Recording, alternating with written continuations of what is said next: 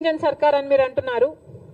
మరి కూటమి సర్కారు డబుల్ ఇంజన్ సర్కార్ అయినప్పుడు మన రైతుల్ని మీరు ఆదుకోవడంలో తప్పేముంది? మీ మేనిఫెస్టోలో లేకపోయి ఉండొచ్చు రుణమాఫీ, కానీ మన రైతుల పరిస్థితి ఏమిటో ఒకసారి కళ్ళు తెరిచి చూడాల్సిన అవసరం ఉంది. నిజంగానే మన రైతులు చితికిపోయి ఉన్నారు. లప్పులేని రైతు లేనేలేడు ఈరోజు ఆంధ్ర రాష్ట్రంలో. ఏ రైతును అడిగినా లక్షలలో అప్పుంది. రైతు పర్ క్యాపిటా డెట్ ఆంధ్ర రాష్ట్రంలో దేశం అన్నిట్లో అందరికంటే ఎక్కువ ఉంది. దాదాపు ప్రతి రైతుకి 2,50,000 రూపాయలు అప్పుంది. మరి ప్రభుత్వం ఆదుకోవాల్సిన అవసరం లేదా?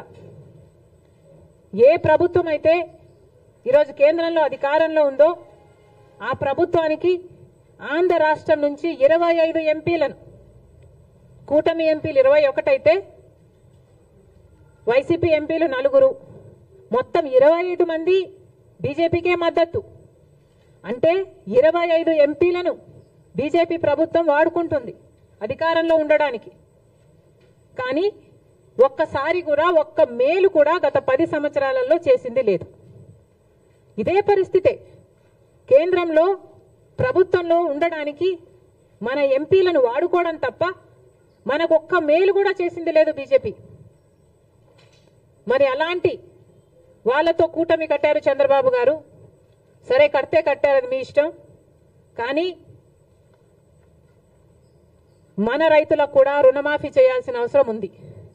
మీరు వాళ్ళతో మాట్లాడతారో, బుజ్జకిస్తారో, ఒప్పిస్తారో, కొట్లాడతారో, ఏది చేసైనా సరే మన రైతులకు కూడా రుణమాఫీ చేసేటట్టు చంద్రబాబు గారు ప్రయత్నించాలని కాంగ్రెస్ పార్టీ డిమాండ్ చేస్తుంది.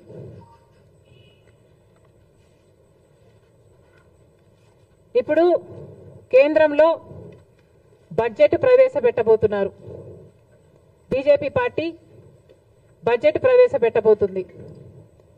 మరి కేంద్రంలో గత 10 సంవత్సరాలుగా బీజేపీ పార్టీ అధికారంలోనే ఉంది. షరా మామూలు అన్నట్టుగా వాళ్ళు ప్రతి సంవత్సరము బడ్జెట్ ప్రవేశపెడుతున్నారు. ఆంధ్ర రాష్ట్రానికి మోసం చేస్తున్నారు. ఒక్క మేలు కూడా ప్రకటించడం లేదు. మనమేమో గుండెలు బాదుకుంటున్నాం. షరా మామూలు అన్నట్టుగా ఇది తయారైంది. గత 10 సంవత్సరాలుగా ఇదే పరిస్థితి. ఈ సంవత్సరం ఏమైనా తేడా ఉంటుందా? మార్పు ఉంటుందా? చంద్రబాబు గారు సమాధానం చెప్పాలి. గత 10 సంవత్సరాలుగా బీజేపీ పార్టీ మనకిచ్చిన హామీలలో ఒక్క హామీ కూడా నెరవేర్చలేదు. మరి ఈ సంవత్సరమైనా, ఇప్పుడైనా, కూటమి కట్టినందుకైనా బీజేపీ పార్టీ కేంద్ర బడ్జెట్లో ఆంధ్ర రాష్ట్రానికి ఏం చేయబోతుంది అని కాంగ్రెస్ పార్టీ